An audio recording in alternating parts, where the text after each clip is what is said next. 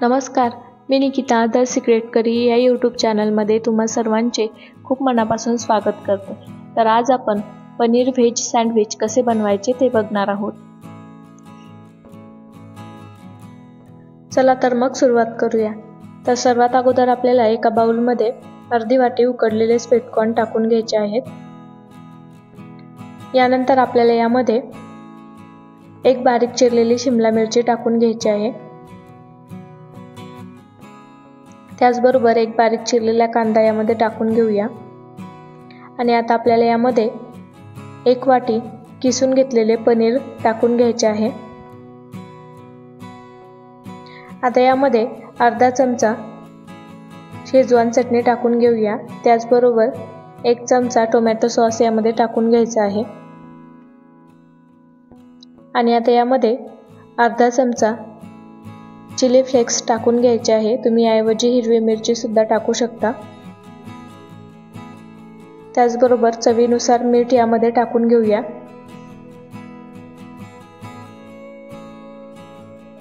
आणि आता यामध्ये चीज टाकून घ्यायचे आहे। तर इथे मी साधारण 2 चीज क्यूब किसून घेतले होते, ते यामध्ये टाकून घ्यायचे आहेत। आणि आता हे व्यवस्थित मिक्स करून घ्यायचे आहे।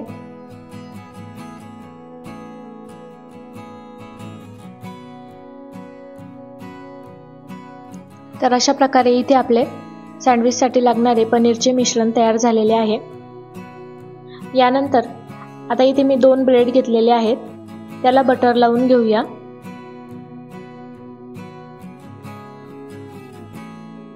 मी दोन्ही ब्रेडला बटर लावून घेतलेले आहे। आता यावर तयार केलेले पनीरचे मिश्रण ठेवून घ्यायचे आहे।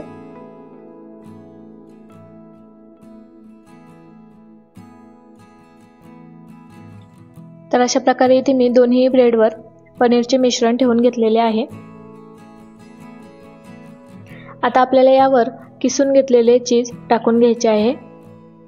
तुम्ही याऐवजी चीज स्लाइस सुद्धा वापरू शकता। तर आता इथे मी दोन्ही ब्रेडवर चीज टाकून घेतलेले आहे। आणि आता यावर दुसरा ब्रेड ठेवून घ्यायचा आहे आणि अशा प्रकारे प्रेस करून घेऊया। आणि आता आपल्याला हे सँडविच भाजून घ्यायचे आहे। तर तव्यावर सँडविच ठेवून घ्यायचे आहे आणि लो फ्लेमवर दोन्ही सँडविच आपल्याला भाजून घ्यायचे आहे।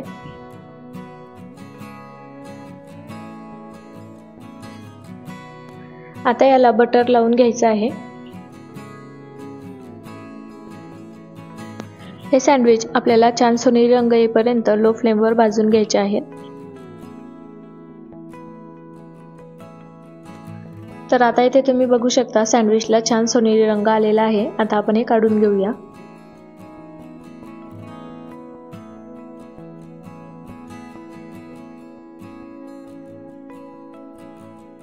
आता आपण सँडविच कट करून घेऊया।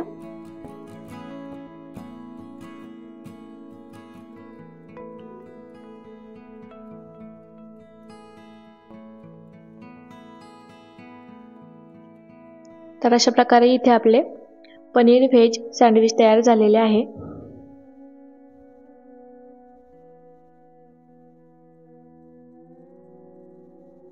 तर हे सँडविच तुम्ही घरी नक्की करून बघा आणि आजची रेसिपी कशी वाटली हे कमेंटमध्ये नक्की सांगा।